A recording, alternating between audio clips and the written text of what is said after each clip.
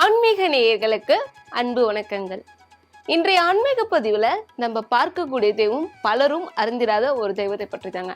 ஆனா இந்த திருத்தலத்தை பற்றி சொல்லணும் அப்படின்னாலும் சரி, இந்த அம்பாளை பற்றி சொல்லணும்னாலும் சரி, எல்லோருக்கும் மிகவும் பிடித்த ஒரு தெய்வம் அப்படின்னு கூட சொல்லலாம். இந்த திருத்தலத்திற்கு செல்லக்கூடியவங்க பலரும் பெண்களாக தான் இருப்பாங்க. இந்த திருத்தலத்தை பற்றி சொல்லணும்னாலே ஒரே வார்த்தையில சொல்லணும் அப்படின்னா, இந்த திருத்தலம் பெண்களின் சபரிமலை அப்படின்னு கூட சொல்லலாம். பெண்களின் சபரிமலை அப்படின்னு சொன்னாலே உங்களுக்கு தெரிஞ்சிருக்கும் நம்ம இன்னைக்கு எந்த தெய்வத்தை பற்றி பார்க்க போறோம் அப்படின்னு சொல்லிட்டு. ஆமாங்க, எல்லோருக்கும் காவல் தெய்வமாக இருந்து அருள் பாலித்து கொண்டிருக்கக்கூடிய பகவதி அம்மன் அவங்களை பற்றி தான் பார்க்க போறோம். இந்த திருத்தலம் உருவான வரலாறு என்ன, இவங்க எதுக்கு புகழ் பெற்றவங்க, இந்த திருத்தலத்திற்கு நம்ம சென்று வழிபடுறதுனால நமக்கு என்னென்ன பலன்கள் கிடைக்கும், இந்த திருத்தலத்திற்கு மட்டும் ஏன் பெண்கள் சபரிமலைக்கு போகிற மாதிரி இருமுடியெல்லாம் கட்டிட்டு போறாங்க அப்படின்றத பத்தி விரிவாக பார்க்கலாம் வாங்க. சிவபெருமானின் அருள் பெற்று பார்வதி தாயார் பூலோகத்துக்கு வராங்க. அவங்க எதற்காக வராங்க அப்படின்னா, இங்க இருக்கக்கூடிய அரக்கர்களும் சரி தீய சக்திகளும் சரி அழிக்கணும் அப்படின்றதுக்காக பார்வதி தாயார் காளி ரூபத்துல பூலோகத்திற்கு வராங்க. அப்படி வரக்கூடியவங்க அங்க இருக்கக்கூடிய அரக்கர்கள் எல்லாரையுமே அழைத்து விட்டு தியானம் புரிய ஆரம்பிக்கிறாங்க. எங்கன்னா கடற்கரை பகுதிகளில கடல் சுத்தி இருக்கக்கூடிய கடல் தேசத்துக்கு நடுவம்புல அமர்ந்து கொண்டு அவங்க தியானம் புரிஞ்சுட்டு வந்தாராங்க. அவ்வளவு கடல் ஓசைகளிலும் சரி, ஓம் சக்தி காளி பகவதி சூலினி அப்படின்ற கூட இந்த ஒரு தாரக மந்திரம் மட்டும் அவங்களுக்கு தொடர்ந்து ஒலித்து கொண்டே இருக்கு. யாருப்பா இது என்னை இப்படி கூப்பிட்டு அழைக்கிறாரு அப்படின்னு சொல்லிட்டு அந்த ஒலித்து கொண்டிருக்கிற திசையை நோக்கி பார்வதி தேவி தாயார் அவங்க தவத்துல இருந்து எழுந்து போறாங்க. அப்போ போயிட்டு இருக்கும் பொழுது அந்த கடற்கரைக்கு வெளியே பாத்தீங்கன்னா ஒரு தியான சக்கரம், அது சங்கு சக்கரம் சொல்லுங்களா, அந்த மாதிரி ஒரு தியான சக்கரத்துல ஒரு பைரவர் சொல்லக்கூடிய முனிவர் அமர்ந்து கொண்டு நம்மளுடைய அம்பாளை நோக்கி தவம் புரிஞ்சிட்டு இருக்காரு. இப்படி என்ன நோக்கி இத்தனை நாட்கள் இவர் தவம் புரிவதற்கான காரணங்கள் என்ன அப்படின்னு யோசிச்சபடி அவங்க போய் கேட்குறாங்க பார்வதி தேவி தாயார். என்னப்பா நீ இத்தனை நாட்கள் எனக்காக தவம் புரிந்துட்டு வந்திருக்க, உனக்கு என்ன வரம் வேணும் கேள் அப்படின்னு சொல்றாங்க. ஏன்னா அவர் எத்தனை நாட்கள் தவம் புரிந்ததுன்றதுக்காக அவங்க எப்படி அறிகிறாங்கன்னா, அவங்க தவம் புரிஞ்சிட்டு இருந்தாங்க இல்லையா அந்த முனிவர், அவங்க தவம் புரிஞ்சிட்டு இருந்த இடத்துல அவங்க சுற்றிலுமே பார்த்தீங்கன்னா மண் புற்று கட்டி கொண்டு இருக்கு. அந்த பைரவர் அவருடைய தலை மட்டும்தான் இருக்கு, அவருடைய உடல் பாகங்கள் எதுவுமே தெரியல. பல ஆண்டு காலங்களும் அவர் தவம் புரிவதனால அங்க சுற்றிலுமே பார்த்தீங்கன்னா அவரை நோக்கி மண்ணு புற்று எல்லாமே வளர்ந்துட்டு இருக்கு. அப்போ மண்ணு புற்று எல்லாமே வளர்ந்துட்டு வந்தது இசையிலும் சரி, தன்னை நோக்கி நம்ம யாரை நோக்கி இத்தனை நாட்கள் விரதம் இருந்து அந்த தவம் புரிந்தோமோ அவங்களே வந்துட்டாங்களே அப்படின்னும் போது அந்த பைரவருக்கு ஒண்ணுமே புரியல. அவ்வளவு ஒரு சந்தோஷம். அந்த சந்தோஷத்துல அவர் ஒரே ஒரு வரம் தான் கேட்கிறாரு. அம்மா, நான் எப்படி உங்களை இத்தனை ஆண்டு காலம் பார்ப்பதற்கு எனக்கு நீங்க தவம் கொடுத்துருந்தீங்களா, அதே மாதிரி உங்களை நோக்கி வரவங்க எல்லாருக்குமே நீங்க அருள் பாலிக்கணும். அதாவது நீங்க பாத்தீங்கன்னா இங்கே நீங்க கோவில் கொண்டு இருக்கணும் அப்படின்னு சொல்லிட்டு அவர் கேட்கிறாரு.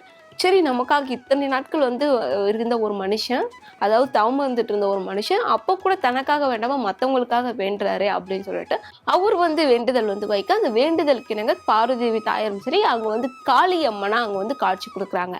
ஏன்னா அவங்க பூலோகத்திற்கு என்னதான் பார்வதி தாயார் பூலோகத்திற்கு வந்தாலும் சரி, அந்த அரக்கர்களை அழிப்பதற்காக அவங்க பூலோகத்தை வரும்போது காளி ரூபம் எடுத்துதான் அழிக்கிறாங்க. அப்போ காளி ரூபம் எடுத்துக்கொண்டு அவங்க அழிச்சதுனால அங்க காளியாக தான் பாத்தீங்கன்னா தவம் புரிந்து வந்திருக்காங்க. அப்படி தவம் புரிந்துட்டு இருந்த சமயத்துலதான் பைரவர் வேண்டுதல் வைக்கிறாரு. இவங்களும் சரி அப்படின்னு சொல்லிட்டு அந்த புற்று மண்ணுக்குள்ள தன்னுடைய அருளால பாத்தீங்கன்னா அங்க குடி போறாங்க. அப்போ அந்த முனிவர் பாத்தீங்கன்னா வந்துருவாங்க. முனிவர் இருந்த இடத்துல தான் பாத்தீங்கன்னா இவங்க இருந்து மத்தவங்களுக்கு அந்த அருள் பாலித்துட்டு இருக்காங்க. அப்போ அருள் பாலிக்கிற சமயத்துல அந்த புற்று அப்படியேதான் இருக்கும். அவங்களுடைய தலை மட்டும் தான் இருக்கும். அதாவது உடல் முழுவதும் சரி சுற்று புற்று மண்ணினால் காட்சி கொடுக்கும். தலை மட்டும் தெரிவதனால பாத்தீங்கன்னா மண்டைக்காடு பகவதி அம்மன் அப்படின்னு அழைக்க பெற்றாங்க. மண்டைக்காடு பகவதி அம்மன் அழைக்க பெற்ற பின்பு பல ஆண்டு காலம் அங்க இருந்தக்கூடிய கிராமத்து வாசிகள் மட்டும்தான் இவங்க பூஜித்து வந்துட்டு இருக்காங்க. அப்போ ஒரு சமயத்துல அங்க இருந்தக்கூடிய ராஜா என்ன பண்ணியிருக்காரு, நீ எப்படி என்னோட இடத்துல கோவில் எழுப்பலாம், யாருக்கிட்ட இங்க இவங்களுக்கு நீங்க சிலை மாதிரி வச்சிருக்கீங்க, உடனே சிலை அப்புறப்படுத்துங்க அப்படின்னு சொல்லியிருக்காரு.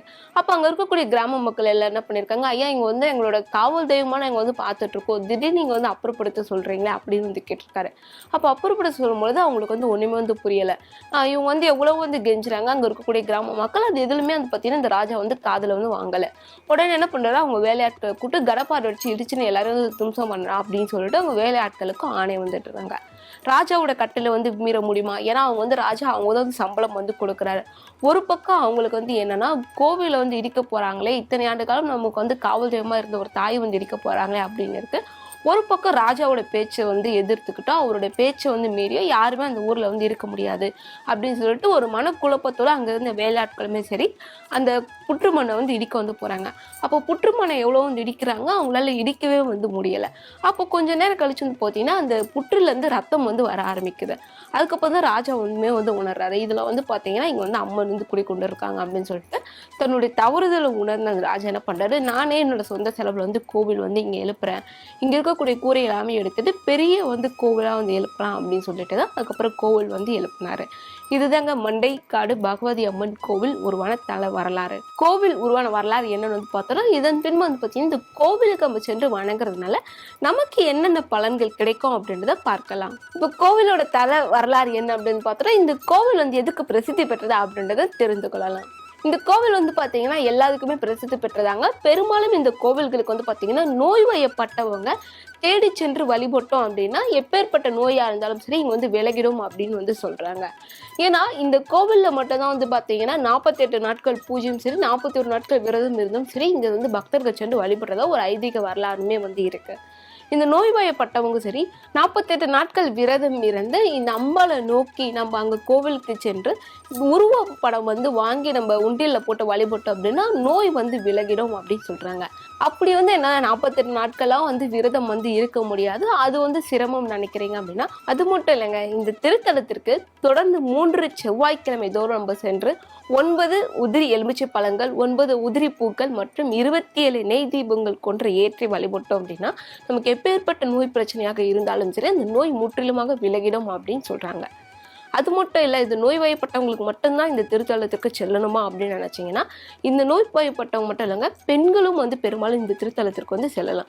ஏன்னா பெண்களுக்கு ஏற்படக்கூடிய இக்கட்டான சூழ்நிலைகளாக இருந்தாலும் சரி எப்பேற்பட்ட பிரச்சனைகளாக இருந்தாலும் சரி நம்ம பகவதி அம்மனை நோக்கி நம்ம வழிபட்டுட்டு வந்தோம் அப்படின்னா நமக்கு எப்பேற்பட்ட பிரச்சனைகளாக இருந்தாலும் சரி அந்த இடத்துல அவங்க வந்து உதவி வந்து பண்ணுவாங்க அப்படின்னு வந்து ஐதீக குறிப்பிட்டிருக்காங்க. இந்த 2 சிறப்புகள் மட்டும் இல்லைங்க, இன்னொரு சிறப்புமே இந்த திருத்தலத்திற்கு வந்து இருக்கு. என்னன்னா இவங்க வந்து ஆரம்பத்தில் வந்து புற்று மண்ணால் இந்த அம்மன் வந்து தோற்றுவித்ததுனால நமக்கு வந்து மண் சம்பந்தமான பிரச்சனைகள் வந்து இருந்தது.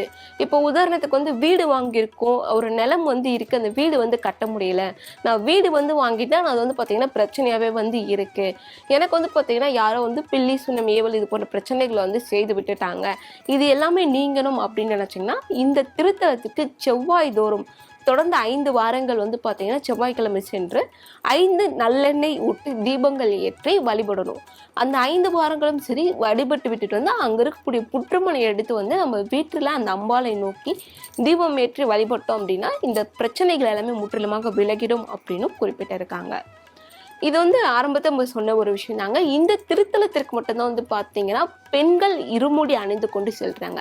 இந்த பெண்கள் இருமுடி அணிந்து கொண்டு செல்வது எப்போ வந்து பார்த்தீங்கன்னா மாசி மாதத்தில் வந்து செல்வதா வந்து வரலாற்றில் வந்து குறிப்பிட்டிருக்காங்க. மாசி மாதத்தில் பெரும்பாலும் வந்து பார்த்தீங்கன்னா இந்த அம்பாளுக்கு வந்து மாலை அணிவித்து இருமுடி கட்டிட்டு செல்றதை வழக்கமாக வந்து வைத்திருக்காங்க. அது மட்டும் இல்லாமல் யாருக்காவது வந்து பார்த்தீங்கன்னா இந்த பதிவு பார்த்துட்டு இருக்கவங்களுக்கு நாகதோஷம் பிரச்சனை வந்து இருக்கு அப்படின்னு நினச்சிங்கன்னா செவ்வாய் வெள்ளி அல்லது ஞாயிற்றுக்கிழமை இந்த தினங்களில் இந்த கோவிலுக்கு சென்று அதாவது பகவதி அம்மன் கோவிலுக்கு சென்று நம்ம வழிபட்டோம் அப்படின்னா நமக்கு ஏற்பட்டிருக்கக்கூடிய இந்த நாகதோஷம் சம்பந்தமான பிரச்சனைகளும் விலகிடும் அப்படின்னு குறிப்பிட்டிருக்காங்க. இதுதாங்க இந்த திருத்தலத்துடைய சிறப்பு மற்றும் திருத்தலம் உருவான கதை.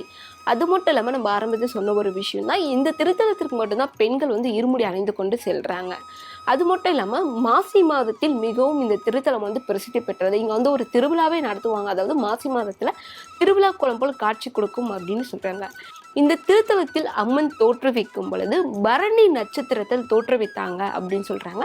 அதனால பெரும்பாலும் பரணி நட்சத்திரம் கொண்டவங்க இந்த திருத்தலத்திற்கு சென்றோம் அப்படின்னா அவங்களுக்கு பேர் புகழ் எல்லாமே வந்து கூடும் அப்படின்னு வந்து ஐதீக வரலாற்றிலுமே குறிப்பிட்டிருக்காங்க. இந்த பதிவு உங்களுக்கு பயனுள்ளதா இருக்கும் நான் நினைக்கிறேன். இது போன்ற மீண்டும் ஒரு ஆன்மீக பதிவுடன் உங்களை சந்திக்கிறேன். அதுவரை உங்களிடமிருந்து விடைபெறுவது லோகேஸ்வரி.